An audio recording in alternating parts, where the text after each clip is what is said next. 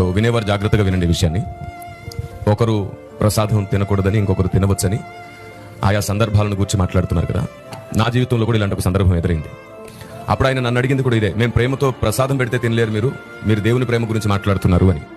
ఆశ్చర్యరీతిగా అప్పుడు నేను ఆయనకి ఇచ్చిన జవాబు ఏమిటంటే, మీ మతంలోనే అయ్యప్పమాల, భవానీమాల, శివమాలలు వేసుకునేవారు ఉన్నారు కదా, వారిని మీ ఇంటికో మీ గుడికో తీసుకెళ్లి మీరు ప్రేమగా ఏదైనా చేసి పెడితే, ఒక నాటుకోడిని కోసి ప్రేమగా వడ్డిస్తే తింటారా అని అడిగాను వారిని. అప్పుడు ఆ పెద్ద ఆయన అన్నారు, తినరు అని. ఎందుకు తినరు అడిగాను నేను. అప్పుడు ఆయన అన్నాడు, నిష్టలో ఉన్నవారు, దీక్షలో ఉన్నవారు తినకూడనివి కొన్ని ఉంటాయి అని. వెంటనే నేను చెప్పాను, అయితే నేను క్రీస్తులో నిష్టలో ఉన్నాను, క్రీస్తు దీక్షలో ఉన్నాను, కాబట్టి నేను కూడా రెండు తినకూడదు. ఒకటి బలిగా అర్పించింది, ఒకటి నైవేద్యంగా సమర్పించింది. ఈ కారణం చేత నేను వాటిని ముట్టను అన్నాను. వాస్తవానికి అది అడగడానికి ముందు నా చేతిలో ఒక కొబ్బరి ముక్క పెట్టి ప్రేమగా ఇస్తున్నాను, తినమన్నాడు ఆయన. ఎప్పుడైతే నేను ఈ మాట అన్నానో, నేను క్రీస్తులో, దేవుల్లో నిష్టలో ఉన్నాను, నేను దీక్షలోనే ఉన్నాను, ఈ రెండు తినలేను, నీ ఇంటికి పిలిచి నువ్వు కారంతో పెట్టినా సరే నీతో కలిసి నేను సంతోషంగా భోజనం చేస్తాను, ఇదే క్రైస్తవ్యం అని చెప్పాను. వెంటనే ఆయన నా చేతుల్లో ఉన్న కొబ్బరి ముక్కను తీసేసుకుని అన్నాడు, ఎవరి నిష్టలు పాడు చేయకూడదని మా పెద్దలు మాకు నేర్పించారు అన్నాడు ఆయన. ఎవరి దీక్షలు పాడు చేయడం మా పెద్దలు మాకు నేర్పించలేదు అన్నారు.